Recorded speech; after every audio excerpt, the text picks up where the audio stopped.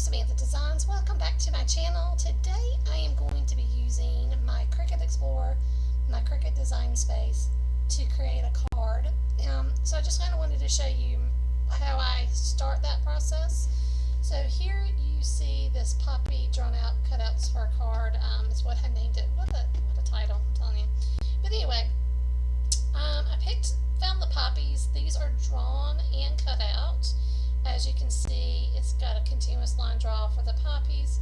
The leaves are also drawn, and then I have this square here, but this is just to give me so I could get the right dimensions, and I'll show you that right now. So if you go to customize it, I had something on my mat, so excuse me. Here is the card, and this is how I'm envisioning that I want these poppies down in the bottom portion of the card. Now, I am a hybrid card maker, which means I don't make my entire card just using the Cricut, or my entire card just using my stamping and other supplies. I like to mix them up and to make it a little bit more personal, make it a little bit more interesting. But I did want to have these poppies on the card. I was really interested in these. And like I said, I have this square. As you can see here, it's 4 1/4 by 5 1/2, so that's the standard A2 size card. This for me is just a placeholder, I should say, to help me get the dimensions of this correct. Because if I depend on myself, I find that I make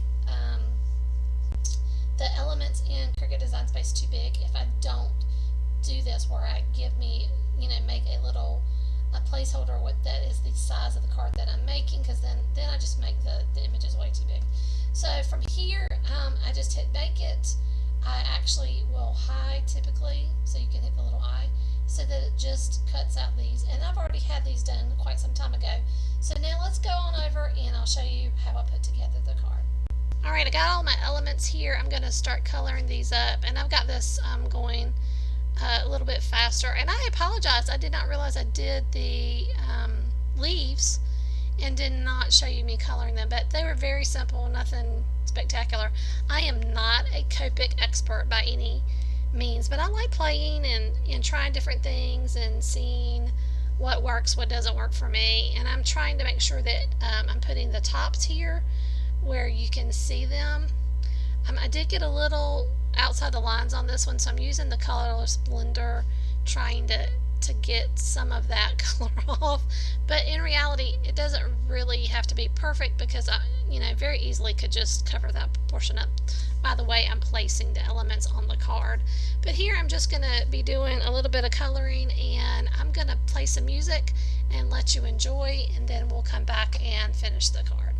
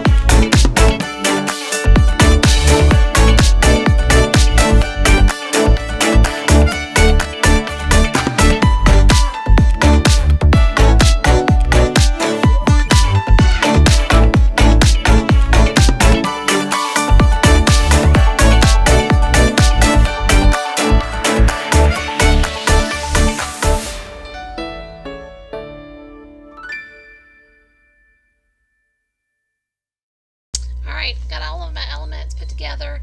Now I've got my T-ruler out, and I have this cute little pen that I got from Daiso. It's got D stationery. It's made in China. It's kind of a navy blue.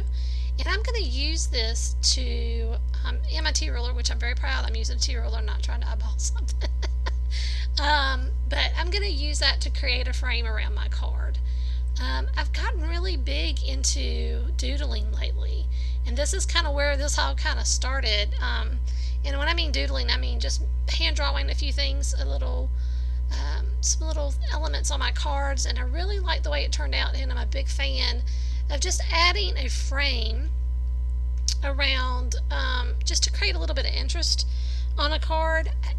You know, it just looks classy. I just love it. So again, I'm just using my T-ruler, and I probably am kind of eyeballing how big I want the frame to be, but this is on my card base, I believe. So I love how that turned out. It's really, really cute. And then I'm going to figure out where I want my elements. And what I did find out when I was doing this is that I really did create too many, which it's not a bad thing to do, because whenever you are doing things on Cricut Design Space, if you have the ability to do a couple of other things, then go ahead and do them, because you can use them on other cards, and you know, this way you can kind of play, see what looks good, what you like, what you don't like. And those last two I decided just not to use, and I do use them on another card, and I probably will show those here soon on my Instagram Instagram account. I can't speak, guys. I'll get better at this. But on my Instagram account, if you want to see those. And so I'm using my favorite glue, which is Elmer's Craft Bond. Love this glue. I think for the price point, it does a fabulous job of keeping things on your card where they're supposed to be, and without them moving. Other thing, just remember when you're using Copic, it does bleed through the cardstock typically, so you're going to want to make sure that you're cutting out those elements, or that you are not doing them on your card base, because it will bleed through. If you do use them on your card base, just remember to fix that on the inside of the card. You could always put another piece of cardstock over it to kind of hide that. I typically use my acrylic blocks all the time to hold things down while that glue kind of just grabs. And then I'm going to use my favorite foam mounting squares. They're Jot from Dollar Tree. I like these because they're sort of thin. They're not hugely thick. Sometimes I really want a lot of height on my cards, but if it's something that I think I will be sending through the mail, I like these because it gives a little bit of dimension, but it's not overwhelming, and it doesn't stick out quite so bad where you'll have to, you know, add a lot more postage or whatever. So I just, and I cut these down to size. These are pretty big squares, but I'm going to pop this little poppy up just a little bit, give it a little bit more dimension and depth to my card. And this card is coming together really, really nicely, and just exactly how I planned, which doesn't always happen, let me just tell you. Now here I'm thinking about, you know, do I want to add some beads, whatever, and then I just decide to doodle, and I love how this turned out.